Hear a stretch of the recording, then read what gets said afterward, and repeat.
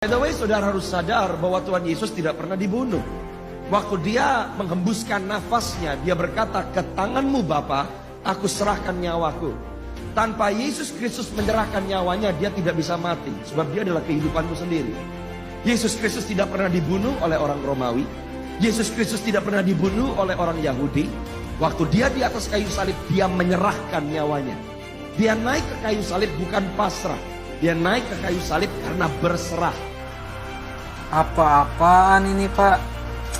Ada salpe, teman-temanku seiman, mari kita preteli kesesatan ini sampai ke akar-akarnya. Narasi ini adalah racun yang dibungkus dalam kemasan rohani yang manis. Mari kita coba melakukan pembedahan mendalam terhadap konsep iman menggunakan logika dan wahyu. Yang pertama, titik benar yang disalahgunakan. Maksudnya setengah kebenaran. Bapak ini benar saat mengutip kitab suci bahwa Yesus menyerahkan nyawanya secara sukarela, seperti di dalam Yohanes 10 ayat 18. Ini adalah aspek sekerdos namanya, atau iman, di mana Yesus adalah imam sekaligus kurban. Namun di sini letak kelicikannya. Bapak ini menggunakan kedaulatan ilahi Yesus untuk meniadakan realitas kemanusiaan dan sejarah. Yang kedua, pembedahan kesalahan point by point. Kesalahan pertama, menyangkal realitas sejarah dan deicide. Bapak ini bernarasi, Yesus tidak pernah dibunuh oleh orang Romawi atau Yahudi. Ini adalah heresia atau ajaran sesat. KGK 597, nomor 597 mengakui bahwa secara historis, otoritas Romawi dan pemimpin Yahudi terlibat dalam kematiannya. Secara teologis, gereja mengajarkan soteriologi atau ajaran tentang keselamatan bahwa Yesus benar-benar menderita di bawah pemerintahan Pontius Pilatus. Jika ia tidak dibunuh, maka tidak ada penganiayaan, tidak ada cambuk, dan tidak ada kejahatan manusia yang ditebus. Itu yang pertama. Lalu yang kesalahan kedua, terjebak dalam doketisme modern.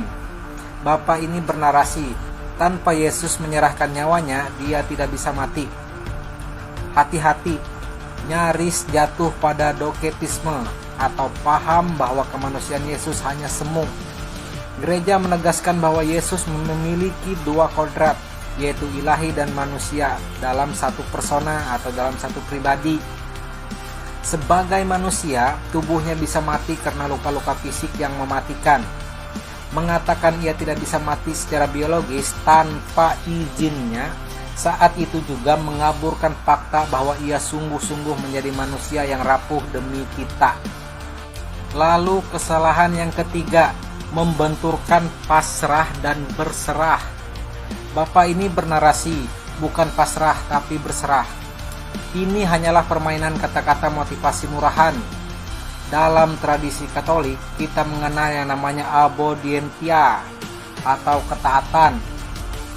Yesus di Taman Getsemani mengalami agonia atau pergumulan batin yang hebat. Ia tidak sekedar berserah dengan gagah berani seperti pahlawan super. Ia sungguh ketakutan dan berkeringat darah. Ia membiarkan dirinya menjadi viktima atau kurban yang pasif di tangan para algojo agar ketaatannya menghapus ketidaktaatan Adam. Itu tadi yang kedua, pembahasan tentang poin by poin kesalahan pada narasi atau khotbah Bapak tersebut. Sekarang yang ketiga, maksud dan tujuan. Jadi kita akan coba lihat maksud dan tujuan dari khotbah atau narasi tersebut.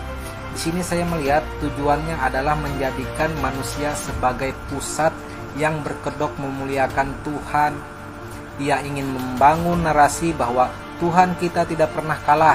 Ia selalu memegang kendali, bahkan saat disalib ia tidak dibunuh.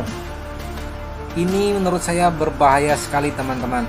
Jika Yesus tidak dibunuh, maka salib bukan lagi sebuah kekejian dan penghinaan, melainkan sekedar panggung sandiwara.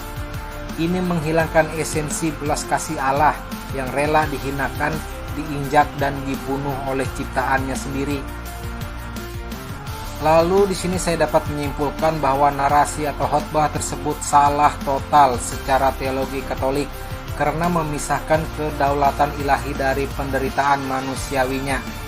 Yesus menyerahkan nyawanya melalui peristiwa pembunuhan yang nyata, bukan sebagai pengganti pembunuhan itu.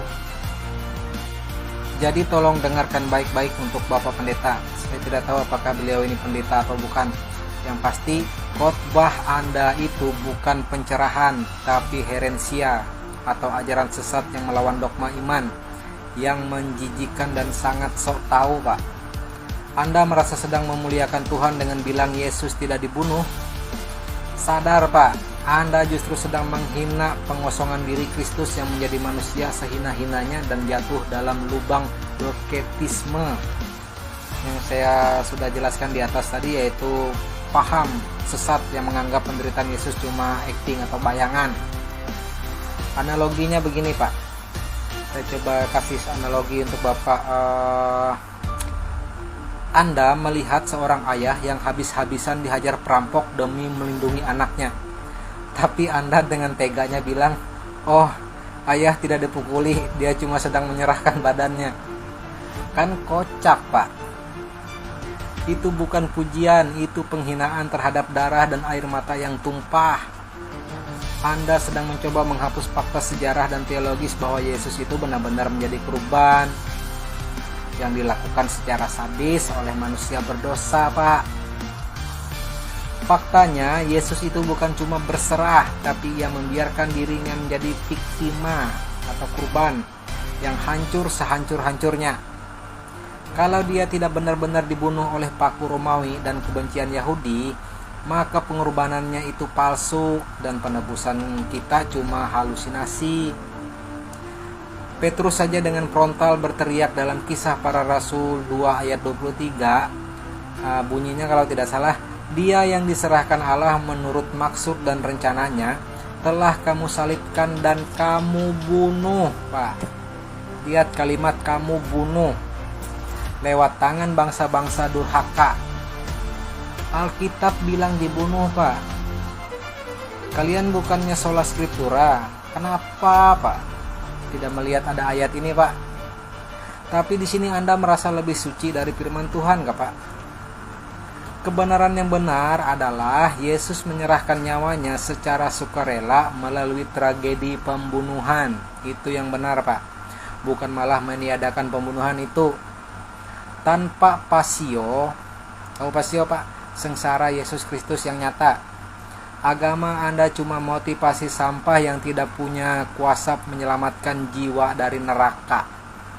Selamat malam dan salve.